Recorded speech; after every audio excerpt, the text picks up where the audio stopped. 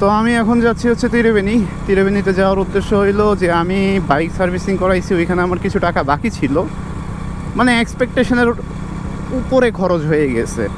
আমার যেটা বাজেট ছিল বাইকের পেছনে ওইটার উপরে খরচ হয়ে গেছে। সো বোঝাই যাচ্ছে যে এই মাসে আমার প্যারা আছে।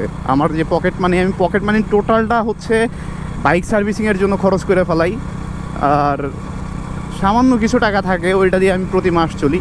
বাইক সার্ভিসিংয়ের বলতে প্রতি মাসে তো বাইক একটা সার্ভিসিং দেওয়াই লাগে, মানে এটা এটা কম্পালসারি দেওয়াই লাগে। আমি কিছু না হইলেও দেওয়া লাগে আর কি, এটা অভ্যাস হয়ে গেছে। তারপর যেটা হইলো যে পেট্রোলের কথা তো না বললে হইলই না। আর মোবিল পেট্রোল আসলে বাইকের পেছনে হিউজ খরচ। আমি আমার এই বাইক নিয়ে মাঝে মধ্যে বেড়াই থাকি, ভাবি হায়ার সিসির বড় বাইকগুলো যখন নিব, একটা ভালো বাইক যখন নিব তখন কী অবস্থা হবে। বাট আমি মনে করি আলহামদুলিল্লাহ সময়ের সাথে সাথে আসলে সব কিছুর পরিবর্তন হবে। তখন হয়তো ফাইন্যান্সিয়াল যে ব্যাপারটা আছে ওইটারও চেঞ্জ হবে, ফাইন্যান্সিয়াল ব্যাপারটারও হয়তো কিছুটা চেঞ্জেস আসবে, এবং আমি তখন একটা ভালো বাইক অ্যাফোর্ড করতে পারবো। আর সময়ের সাথে সাথে সব কিছুই হবে আর কি। তো এখন যাচ্ছি যে আমার যেই টাকাটা বাকি ছিল ওই বকেয়াটা পরিশোধ করার জন্য।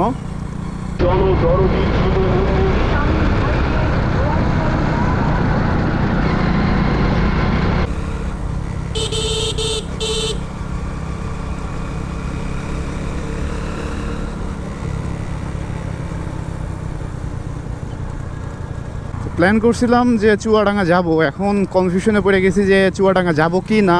কারণ চুয়াডাঙ্গা গেলে একটা সুন্দর ভিউ আপনাদেরকে দিতে পারতাম, কারণ চুয়াডাঙ্গার যে রাস্তা, ঝিনেদাহ থেকে চুয়াডাঙ্গার যে রাস্তা, এইটা ইনসেইন, মানে অমাইক লেভেলের সুন্দর আর কি।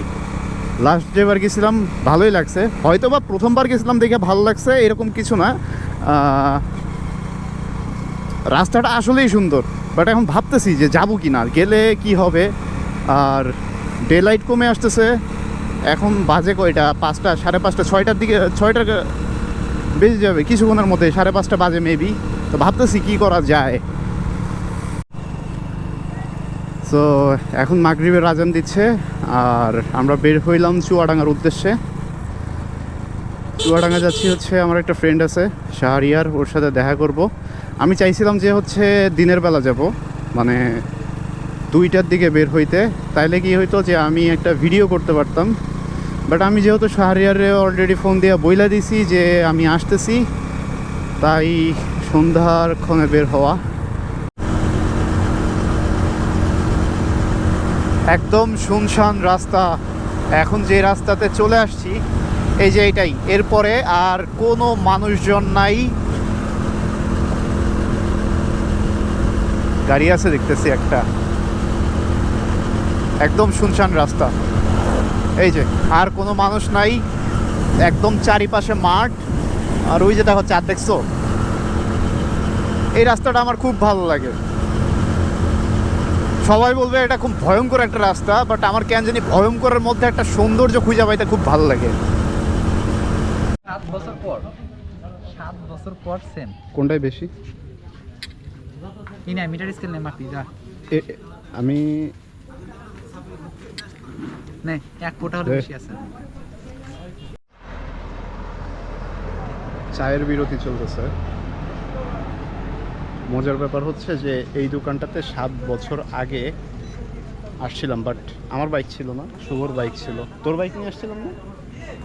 শুভর বাইক নিয়ে আসছিলাম। আজকে 7 বছর পর আমার নিজের বাইক নিয়ে, এই যে